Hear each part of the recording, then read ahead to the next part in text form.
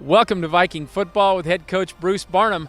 Portland State getting ready for a football game this Saturday at Eastern Washington, 1 p.m. kickoff. You can watch that game on ESPN. Plus, we're going to talk about the Eastern Washington Eagles and getting ready for that game. We're going to touch real briefly on this past week. Coach, a loss at Idaho. I know it was disappointing. The Vikings played very, very well in the first half, tied at halftime. Things got away from you just a little bit in the second half, and the Vikings took a loss against a very good, nationally ranked Idaho team. Maybe the differences between half one and half two to you? We need to make adjustments, Mike, in that second half. Some bad things happened in that first series, and we have to have short memory, got to go to the next play. But Idaho did a hell of a job. X got him rolling up there. It was kind of two games. I was happy with the first half. The second half, we can't let it get away like that.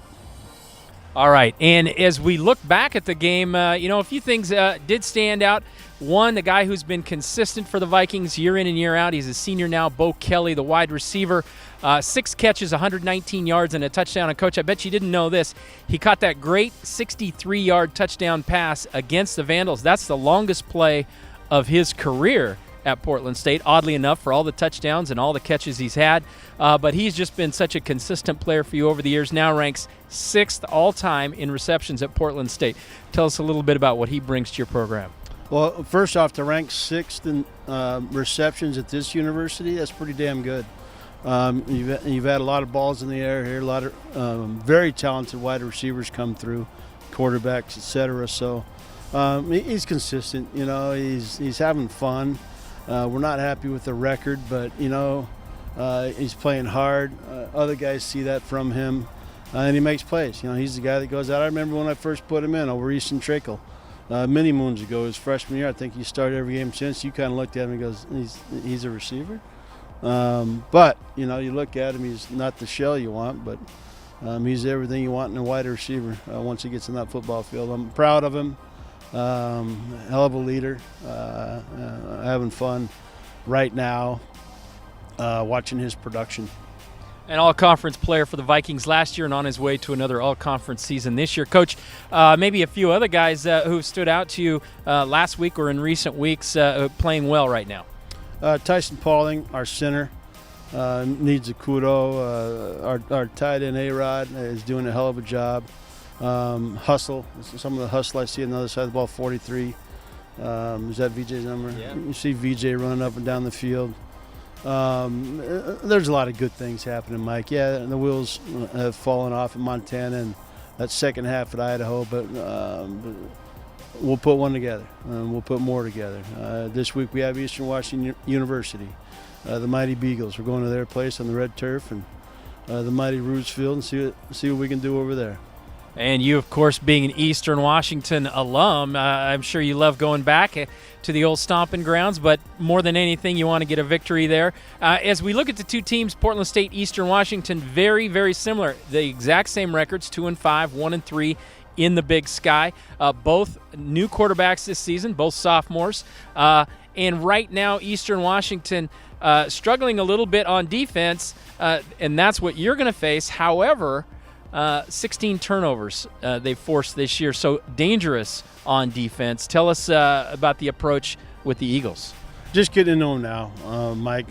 Same thing. They're the Eagles always. Aaron Best and the crew.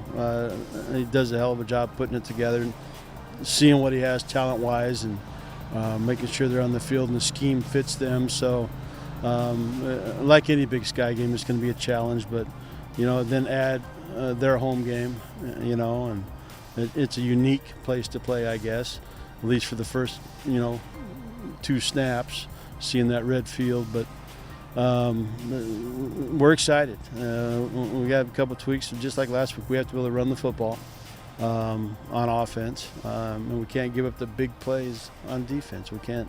I don't care if they drive the field, in a 12-play drive. I just don't want the one. So that's what we're working on before we roll into Cheney.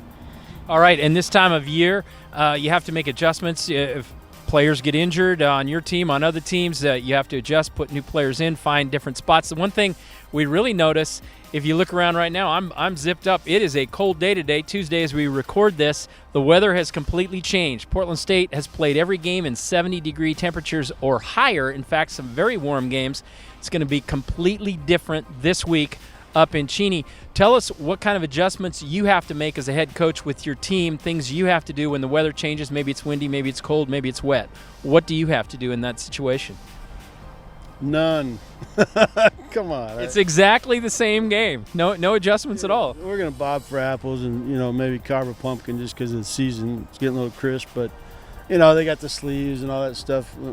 Phil does a hell of a job with all that stuff to keep you warm and with the uniforms, but no change. I heard it's supposed to be 40 at game time, but we've had some cold days up there, colder than that. But yes, it'll be different. But as far as addressing it and that, I did a little bit with the team today. You heard jokingly, but that's not going to be a concern.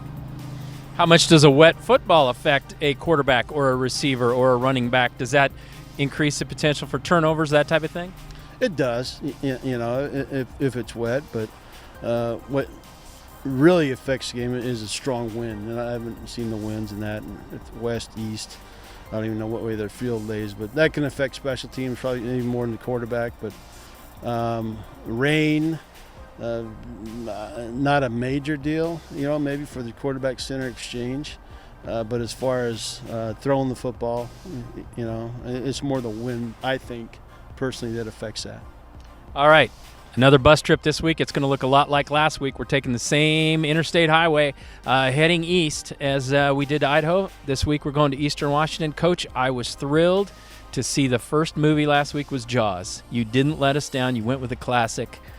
What's leading off this week?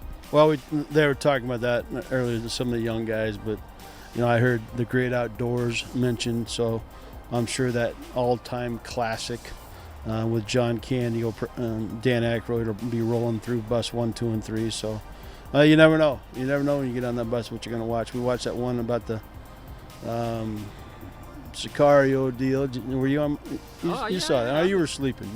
But 1, 2, I'm hoping 3 comes out this week so we can see that. But no, we're going to eat a little barbecue at the boat ramp and go do our roll call and stretch on their field and get to the hotel and get up and get after them.